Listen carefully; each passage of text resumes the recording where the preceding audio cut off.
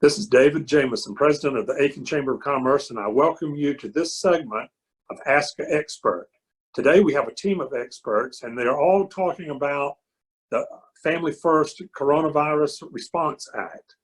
But they're not going to get into the depth of the act. They're going to talk to you more about how they're approaching it and what they've seen and how they have reacted to that. And so I think you'll enjoy this discussion. My guests today are Wahl from Security Federal Bank, Kevin Pethick from Austin and Pethick Law Firm, and he's accompanied by Curt, Hanna, a non-attorney with the firm. Charlie Hartz with Dunkin Donuts and the Village Café is going to be on the program today.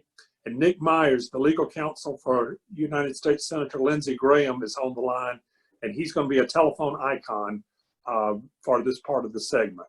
So sit back and relax and enjoy what's coming up. In terms of like real practical advice, you know, one of the things that I would tell folks is don't delay, don't even spend a whole lot of time trying to figure out how all this stuff is going to ultimately play down. Determine quickly if you're eligible and get your application in, and get your application into a bank like Security Federal who's already on board, already SBA qualified and approved, and can get these things through quickly. Because if you don't, you're taking a risk. Other banks are allowed to engage and play, but if you go into a bank that's not already set up and familiar with SBA requirements, you may get lost in some bureaucracy. And the people that I'm hearing from that are really confused about this are, you all probably know Chris Hagan at All American Barbershop. Mm-hmm. You know, he has no employees, but I'm sure he pays himself, and he's under the impression that he's not eligible for this. And if he pays himself, I'm quite sure he is. Yeah, he'd be eligible. I think so. But there's some people are really confused about that, especially when it's a one-person deal. He's eligible. Phil, what do you know about the self-employed? So, and I will say that a lot of people are still confused, and we're finding customers and non-customers every day that were not aware they could apply. So to Kevin's point, yes, I think that everyone should apply. Everyone should come to their bank or to their banker and talk to somebody who has some understanding of what the PPP program is. You know, we've had some challenges, just as everybody else has, on the guidance from the SBA. And, you know, we see guidance coming through Department of Treasury, SBA then filters at another level. The discussion last week was that we would have guidance on the independent contractor, self-employed, you know, sole proprietor by Friday. We have not received that, so all we can do is read the information that we've been given so far. Again, we're working with FAQs that are updated daily. So to answer your question about that, we've taken the stand right now that we understand that a self-employed individual will show their income from their business on a Schedule C. And so we'll use those businesses that have filed their 2019 tax returns and look at their Schedule C as a basis for determining a loan amount. Now, somebody who is receiving a 1099, we are going to take a look at that. If it's, you know, somebody who has a relationship with their employer, or they are an independent contractor for an employer locally, and most of their or all their overhead is in that employer's shop primarily, then we're going to take a look at that 1099 and say, okay, that's the basis of their income. You know, whether that's exactly right, that we haven't been given any exact guidance on that. I spent part of my weekend watching YouTube, and various CPAs have made their opinion known, and these rules that they've put out there are very broad, and they're subject to interpretation. I'm glad to know that the IRS has put something out there. You know, they're usually pretty good at defining the details behind some of these broad rules. Again, we don't have the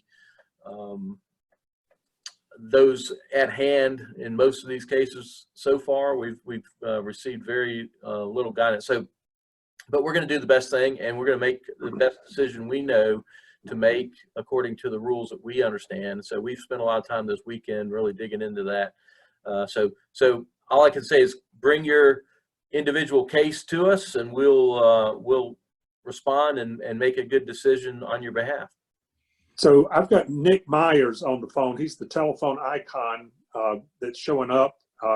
He's Senator Graham's legal counsel. Nick, you've been intimately involved in writing this legislation. What about this conversation interest you?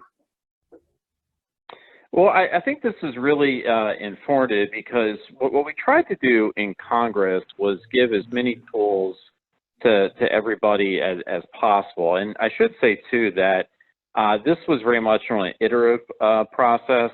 So during the kind of earlier parts of this in March, we were past what was called phase 1, which was largely a public health bill. That bill was only about $8 billion or so, and then we quickly went to the Families First Act that we were just talking about to say, okay, if people are going to be out of work because of this, they're going to get sick or care for a family member with COVID-19, we want to have some tax credits available that are able there, but then also just make it clear that employees and employers can utilize whether it be paid sick leave or Family Medical Leave Act provisions in order to address COVID-19. When the problem started getting even larger to this pandemic we have now, we really deployed all committees in Congress to write the CARES Act. And what is interesting in that is that where, for example, Paycheck Protection Program was written largely by the Small Business Committee in the Senate, and that has been among the most popular provisions. We think it's a great way for businesses and also for self-employed folks too, to utilize that to keep themselves going for a period of 8 weeks. I think what's important when, I'm hearing from discussions with you all too, is there were certainly some hiccups at first getting the money, the applications, and SBA and Treasury has been providing guidance almost daily to try to streamline concerns about that. Particularly, I know from some banks very early were concerned about having to actually deploy those loans and then being able to sell those on the secondary market. The Federal Reserve stepped in a big way last week to announce a credit facility to take those loans, and that way that would free up more capital for banks to continue their lending program. An interesting point, though, is that as of Friday, we are now just over halfway committed to the $350 billion that was in the program. Given its popularity, I do envision Congress coming back to add additional funds. We tried to do that Thursday with an additional $250 billion in the program. There's disagreement about whether there should be other things added, when they should be added. So I imagine we're going to hear some news on that this week about where things are headed. The other aspects about the bill that are, also I think relevant, that if, for example, a business doesn't fit into Paycheck Protection Program or chooses not to do it, there are employee retention credits that are available that I'm sure many of you have studied as a possible idea. We tried to also provide employer payroll tax credits, holidays through the remainder of the calendar year, payable back over the 2 subsequent years, as well as a few other tax provisions dealing with net operating loss, for instance. And I think what's really helpful for folks like me who are trying to make these bills better is particularly as more and more guidance comes out, whether it be from SBA, Treasury, the IRS, is particularly to understand how the program is working, or in some cases there may be some challenges on the ground with everybody, because that particularly is going to be instrumental as the Senate takes up perhaps a phase 4 bill. We want to make sure at a minimum we do any technical credits to any subsequent bill to make sure that things are working carefully. So for me as well, just getting some of the more technical guidance from IRS and others is going to be very instructive for us to see how we can improve phase 4. So Nick, one thing that when we were talking last week, you're talking about corrections, you know, the 501 C6s got left out of this. Yes. So we don't have payroll protection, and I'd sure like to be added back in.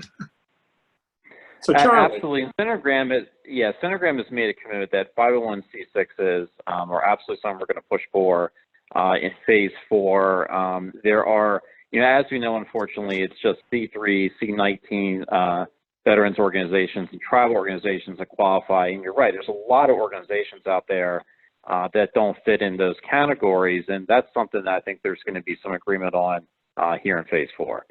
Good. Now, Charlie, you've applied and had some success.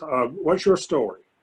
Yeah, I applied to Security Federal last week, and they had me approved within 3 or 4 days. The document request was very reasonable. It probably took me an hour to put it together. I think the law is that they've got to fund it within 10 days. I would actually prefer to push that money out later until my front doors are open. I know that's not the intent of the law, but I anticipate getting it Wednesday, and you know, we've got a strategy on how we'll spend it, and I just hope the strategy matches up to whatever rules come out, specifically with regards to the total payroll dollars, or is it the number of FTEs? So Kevin, what are you seeing in that regard? Well, the one thing I would say is, you know, I think a lot of us can get caught up in the fact that you watch the news every day and it seems like our Congress is just lost in politics and arguments and whatnot. But I think my commentary would be that I think they did a pretty good job of coming together in short order to put together a plan that I think works. I mean, it is difficult to put all that together very quickly, and then you still got to get down to the regulatory and the guidance and to make all that happen. So in the very early days of this, it was hard to figure out what in the world was going on, but that's just part of the facts. I mean, that's the way it was going to work. But I think every day more guidance comes out. Phil's really on the front lines as far as that goes. You could read one day what the legislation said and what the articles were suggesting might happen, but then you'd submit your application and you'd see something a little bit different as far as applicability from the guidance. But I think it's all working out pretty well. There's still questions that people have about, hey, I took this step because I think that's what the legislation says. Is that going to be okay? Can I spend it in this way? And as those funds start to get, you know, released and spent, people will have even more questions. But I think there'll be even more guidance. And I think the other part of this is I don't think our Congress is going to release all this and come after people for honest mistakes in the way they went about things. So I think as long as you are not trying to be underhanded, as long as you're truthfully filling out applications and submitting correct data and, you know, trying to create a basis. And in each case, I would create my basis of why I'm doing what I'm doing. So if you read some articles or some support for this is how it goes, then I would keep that in a file and proceed that. Try to correct your course as you go along if you see new guidance, but otherwise, I don't think this is an environment to be extremely afraid of. I think our Congress is trying to do the right thing to provide support in a manner with as much guidance as they can, and ultimately Phil is going to be the one in the trenches that's saying, here's what we're seeing, and we're going to give you clearer answers. Yeah, I think that the financial institutions are doing a good job. I saw a podcast this week that talked about the fact that banks got the initial information at 4 a.m. and were supposed to start lending at opening hour at 9 o'clock. It's hard to interpret and move forward, but everything that I see and everything that I read says, make your application, get in there as fast as you can, because the money's going to run out at some point. Mm-hmm. Phil, what do you think about that? Well, you know, we started funding these on Friday because there's been a lot of gnashing of teeth during this. It has been somewhat frustrating because the guidance that we received was not detailed. Again, any program, I'm sure that SBA has had some struggles with this, because everything that we have ever done with SBA previously had very succinct, detailed guidelines on what we're supposed to do, and that has not been the case. So we've exercised what they've asked us to do, and as a lender, we've gone through and said, okay, well, this is what we feel like the rules say, and again, they have changed. So we've made some approvals based on a set of guidelines and circumstances that we had at one time, and then that has changed a bit. So we, I'm sure, have made some decisions that probably would not be exact what we would make today. So those kind of things have transitioned through the week. So we needed a note, we needed a set of repayment terms to enable to create a note so that we could close with somebody, and that didn't come until really for us to a point on Thursday or Friday. Again, Nick, through conversations with congressional staffers, some other input that we've finally, we were calling the SBA and we were not getting any phone calls answered, nor we were even able to leave a message. So that was frustrating, but we finally got to a point where the district office was at least communicating with us and we were getting some answers. That has improved a bit, but we still have some for example, there's a large request that we have that is in the millions of dollars for a large employer in Aiken that really needs to have an SBA review. I think that we are not in a position to make a decision on this size of a loan without having somebody in the SBA to kind of give us some guidance, and we haven't really gotten that so far. So Nick, if you can help me with that, that would be helpful. I've already had Congressman Joe Wilson's staff working on that over the weekend, but so we're going through this process. We need to get the money out on the street. We feel like we are at this point where we can do that. We have 500 loan applications already approved. We're in excess of $46 million of approvals. We are working fast and furiously, as you can imagine, with 500 applications in 1 week that need to go out the door within 5 to 10 business days. When they said 5 business days, we said absolutely not. When they said now 10 calendar days, we said, okay, we'll do our best. It's just not feasible with the staffing that we have, and we're a small community bank. We've had to put all hands on deck. We're still keeping other banking issues going, but they certainly have fallen somewhat to the side so that we can take care of our customers. So that's been the biggest challenge, is to get the documentation that we need to feel comfortable as the lender. Yes, everyone says that the banks are being held harmless, but we also know that we have responsibilities to fulfill certain things to the SBA, to the federal government and the IRS and everybody else, that this is going to be done in a way that it maintains the letter of the law as well as the spirit of the law. So that being said, we're making loans. We're sending the money out the door. Charlie, appreciate your comments there. We'd love to have a few funded as soon as you would like to, but we do have to now focus in on that 10-day rule that we need to stay within. So Kevin, do you have any follow-up comments?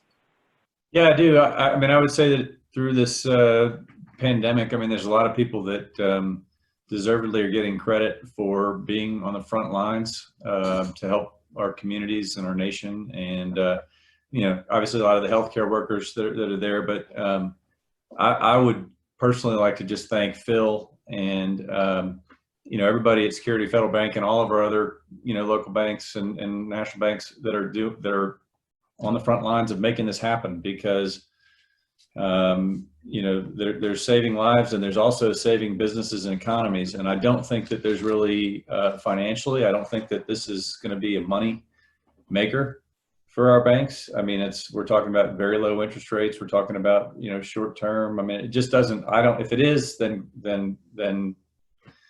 good for you. But it seems to me like this is a little bit more of a, hey, we got to get our customers and our clients served so that their businesses can stay in the business. And we're making difficult decisions, trying to receive guidance, but also trying to keep money going so that everybody's alive. So I personally do think that there's no better time than now that, that you're going to have a payoff from having that banking relationship that you do with somebody like Security Federal, who's kind of got your back, because yes, they're doing a great job getting applications through very quickly and putting everybody on board to make that happen. And I mean, I'm an attorney, but I'm also a business owner, and Charlie, as a business owner, can attest that, we thank you for that level of commitment. Absolutely. And, So Charlie, what are some final comments that you would have for business owners and managers right now? I just wish we could get the word out. As you said earlier, I've got Dunkin behind me, and we've been on conference calls every day. But if it was Charlie's coffee shop, I would be really confused. And I would, typically these government programs, no disrespect, but they tend to screw you over. This one seems to be really good. It's really seems to be pretty well thought out and pretty simple. And I just wish there was a way that we could get really the small individual businesses in our city and county aware of it. So Nick, what's your thoughts about where the conversation is now? Well, that's a great point, and I really appreciate Phil, Kevin, Charlie, everybody just letting me know also just how things are working in practice. And I'll say that, I mean, this bill was, the intent was very good natured. So, we are, I would echo the sentiments that everyone in Congress is trying to be helpful with this. It passed 96-0 in the Senate and by voice vote in the House. In the almost 10 years I've been on Capitol Hill, I can rarely remember anything getting close to that. So despite some of the, kind of headlines where there's maybe a disagreement about how to move forward, I will say that, I mean, this is something that truly is affecting everywhere in the country and the world, and Congress is trying to give as many different tools as possible to everybody, regardless of the situation, and working to move forward. And particularly as we head here to phase 4, I think there is overwhelming support to increase the Paycheck Protection Program amounts. I think, I mean, this is really a thank you to everybody on the ground, particularly folks that are in the financial community. I can't tell you the help and vital role everybody's playing with working with the business owner to try to actually make the application to SBA. There's no way that SBA could do this like through a direct portal all by themselves, with the entire country trying to log on to actually apply for these funds. So everything that you all are doing with constituents is a tremendous help. I'll say particularly too, if there's any way that Senator Graham's team can be helpful, we can work either through our Midlands office for the Aiken area, or also our Washington team. We are working remotely, but we remain available at all times to be of help. Well, thank you to each of you. I think this has been an excellent discussion today. It kind of puts things in perspective. And this concludes this segment of the Aiken Chamber's Ask the Experts.